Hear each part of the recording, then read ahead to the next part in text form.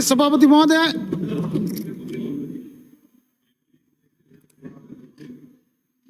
Hang दो नैसो रखो, सब जवाब दूंगा। राजस्थान के माननीय सदस्य, आप यदि गंभीर नहीं तो मैं स्थगित करूं। आप बहुत ज्यादा बोल रहे हैं, कृपया शांत रहे, वक्ता को अपनी बात कहने दें। हर वक्ता अपने हर सदस्य अपने सीट पे जाके बैठे। आप जो भी बात करें यहां तक आसन को सुनाई दे रहा है। प्लीज जाइए अपनी सीटों पे। आसन को सदन को गंभीरता से लें। यदि आपका मंशा नहीं है तो मैं स्थगित करता हूं।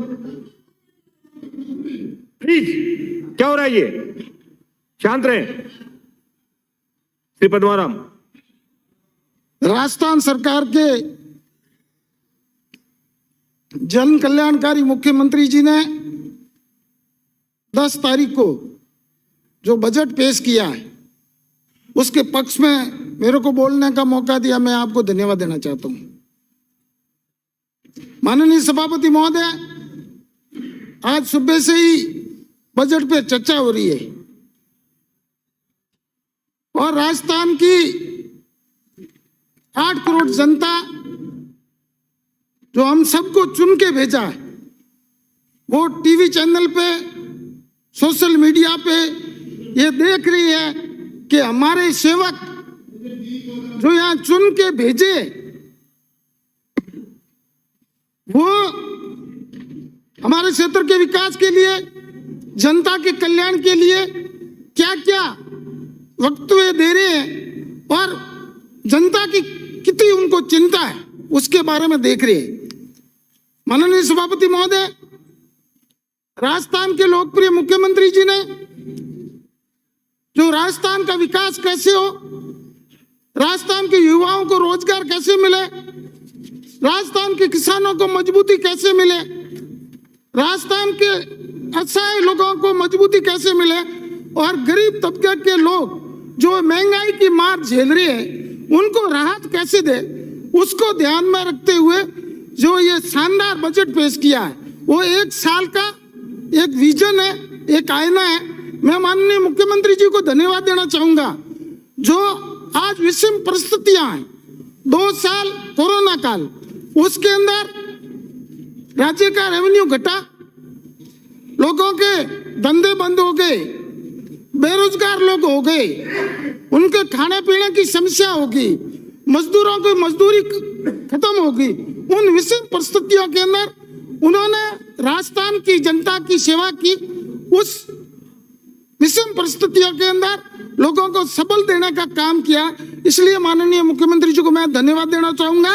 उस विषम परिस्थितियों के उपरांत भी आज राजस्थान को विकास करने के लिए कई कल्याणकारी योजना जो लागू की है, जो आज दिन तक आजादी से पहले नहीं तो किसी ने की है, नहीं को करने वाले हैं।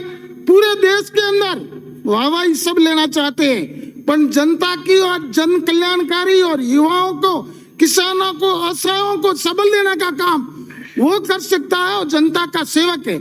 हमारी भावना है कि जनता की सेवा करना और जनता को आगे बढ़ाना, जनता को मजबूती देने के लिए जो काम किए हैं, मैं माननीय मुख्यमंत्री जी को धन्यवाद देना चाहता हूं।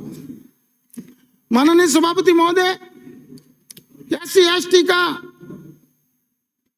जो कोष था जो 500 करोड़ से 1000 करोड़ किया, इसलिए माननीय मुख्यमंत्री जी को मैं धन्यवाद देना चाहूंगा। मेरा शकुंतला जी अपने आसन पे बैठिए। आप मेरा सभापति महोदय, क्लिप अपने सीट पे जाइए। आप अपने पर जो आज आसन की तरफ पीट करके खड़े हो रहे हैं कितनी देर से, आप जाइए अपनी सीट पे। आज जो TFC क्षेत्र और टाडा माडा क्षेत्र के अंदर हमारे ST के भाइयों को जो सुविधा मिल रही है, हमारे को खुशी है। जो आदिवासी लोग हैं, पहाड़ों में रह रहे हैं, उनके विकास के लिए माननीय मुख्यमंत्री जी ने जो योजना लागू की, उनको शिक्षा के अंदर अग्रसर मूल धारा में जोड़ने के लिए योजना लागू की।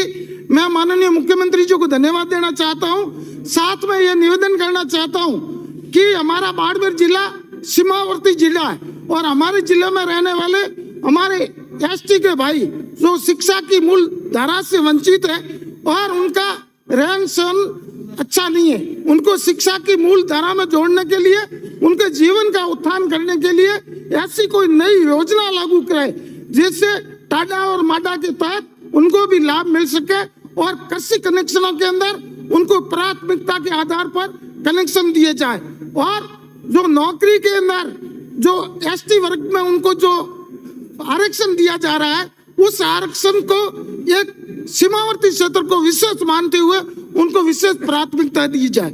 हमारे माननीय मुख्यमंत्री जी ने जो मरु विकास बोर्ड की गठन किया, इसलिए मैं उनको धन्यवाद देना चाहता हूं, परंतु उनके अंदर एक नई योजना लागू कराए जिससे आदिवासी में रहने वाले हमारे एसटी के भाई है उनको मजबूती मिले, उनको सबल मिले और वो मूल धारा के अंदर आए और अपना विकास करना चाहे।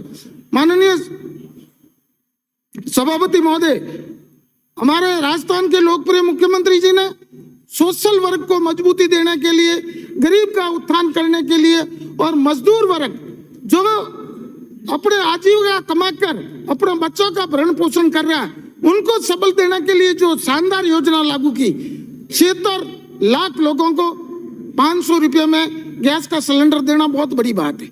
बात करना बहुत आसान है, बात हर आदमी कर सकता है, परंतु एक करके दिखाना बहुत मुश्किल काम है। हमारे विपक्ष के साथी, उनका कर्तव्य है कि जो राजस्थान सरकार की अच्छाइयां वो कब गुणगान करेंगे तो उनको कौन सुनेगा, परंतु जो सच्चाई है वो धरातल पे है उसके बारे में तो बात करनी चाहिए। 2014 के अंदर माननीय भारत के लोकप्रिय प्रधानमंत्री जी जब चुनाव में आए, उन्होंने पहला फोकस उनका युवा का था।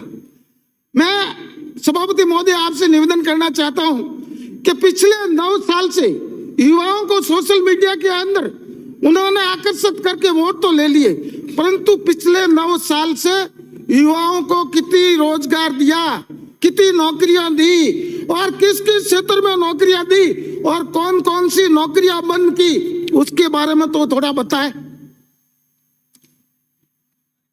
पिछले 3 महीनों के अंदर राजस्थान के अंदर हमारे प्रधानमंत्री जी 2 बार पधारे, हम उनका स्वागत करते हैं, परंतु यहां आकर इन्होंने ऐसी कौन सी घोषणा कर दी, राजस्थान की जनता ने 25 एमपी चुन के भेजे और उस 25 एमपीओ के अंदर सबसे ज्यादा रेवेन्यू राजस्थान से जीएसटी के मार्फत जा रहा है।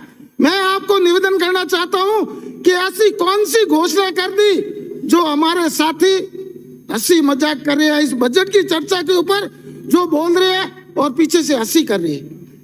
गंभीरता को समझो, ये जनता है, जनता जनार्दन है। प्रजातंत्र के अंदर जनता माई बाप होती है और जनता का जो फैसला है अपन सबको मानना पड़ेगा। जनता की आवाज सुनो, हंसी करने का टाइम नहीं है। आज से पहले ऐसी कौन सी बजट की घोषणा होगी जो 101% होगी? हमारे माननीय मुख्यमंत्री जी ने पिछले 4 साल के अंदर 2722 घोषणा की, 80% पूरी कर दी। ऐसा आपके यहाँ नहीं होगी तो आप चिंता को, हमारे यहाँ तो होगी। आपके यहाँ नहीं है, सोच करो। कल माननीय प्रधानमंत्री जी आए तो आपको मांग करनी चाहिए कि हमारी योजना नहीं लागू हुई, आप यहाँ लागू कर दो, तो हो जाती लागू। ऐसा कौन सा, ऐसी बात तो बताओ। आप अभी शान से कह रहे थे हमने पाकिस्तान को जवाब दे दिया, हमने चीन को जवाब दे दिया, हमने हिंदू मुसलमान को दंगे बंद करा दिए, वो कर। आप बात तो हिंदुत्व की करते हो और 5-5 मिनट में आपके आदमी कोई हिंदू मुसलमान की बात नहीं करे तो आपको खाना नहीं पचता है, तो कौन से हिंदुत्व की बात कर रहे हो? आप तो जनता को गुमराह करने के लिए और राज प्राप्त करने की बात करते हो और कुछ नहीं करते हो। बताओ ना, आंख दिखाने वाले कितने लोगों को बताया? आप कह रहे हो कि घोटाला की सरकार है, बिल्कुल घोटाला की सरकार। आपके 9 साल के अंदर कांग्रेस के कितने नेताओं को आपने जेल में डाला, बताओ तो सही। आपकी ईडी और सीबीआई कहां गई? जो अडानी की बात करते ही आपको बुखार क्यों आ गया? चर्चा करनी चाहिए, बात करो और उसके खिलाफ जांच कराओ। कांग्रेस के फंड के अंदर 2 मिनट में कांग्रेस की, अरे साहब शुरू कियो, कांग्रेस की सरकार ने जो खाद्य सुरक्षा कानून लाए, नरेगा लाया, सूचना का अधिकार दिया, भूमि अधिग्रहण बिल लाए, आपने कौन सा काम किया? LIC को बेचा, रिलायंस को बेचा, रेलवे को बेचा, और जितने भी रिलायंस को बहुमति दिया नाम आया, एयरलाइंस, रिलायंस की बात नाम, एयरपोर्ट को बेचा, और इन सबको बेच के ऐसा ही कौन सा एक नई योजना लाए? देश में महंगाई की मार है, बेरोजगारी की मार है, और आपने ऐसा कौन सा कर दिया जो एक्साइज ड्यूटी बढ़ा रहे हो, स्पेशल एक्साइज ड्यूटी लगा रहे हो, सेस लगा रहे हो, वो धन का खर्च हो रहा है, उसको जनता जवाब मांगेगी। माननीय मुख्यमंत्री जी ने जो सोशल सिक्योरिटी, कल मुख्यमंत्री जी ने कहा था, OPS लागू किया, बेरोजगार को 3.5 लाख लोगों को रोजगार दिया, नौकरियां दी, संविदा कर्मियों को परमानेंट करने की कल घोषणा की, और उसके साथ ये प्रावधान किया कि पिछले जितने साल आपने नौकरी की है वो उसको 7 में जोड़ देंगे। इनके कर्मचारियों की जो सेवाओं की विषमता थी वेतन के अंदर, उनको दूर करने का काम किया।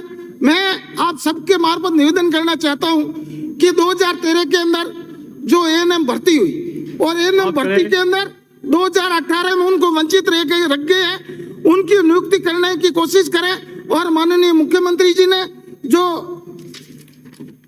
किसानों को मजबूती देने के लिए पहले पर महीना 1000 रुपया देने का काम किया, अब 2,02,000 यूनिट बिजली देने की बात की, पशु को मजबूती देने के लिए लंपी के अंदर जो गाय खत्म है उनको देने का काम किया, किसानों को मजबूत करने के लिए, युवाओं को मजबूती करने के लिए, आशा का सहारा बनने के लिए, और सबको मजबूती के लिए शानदार बजट किया।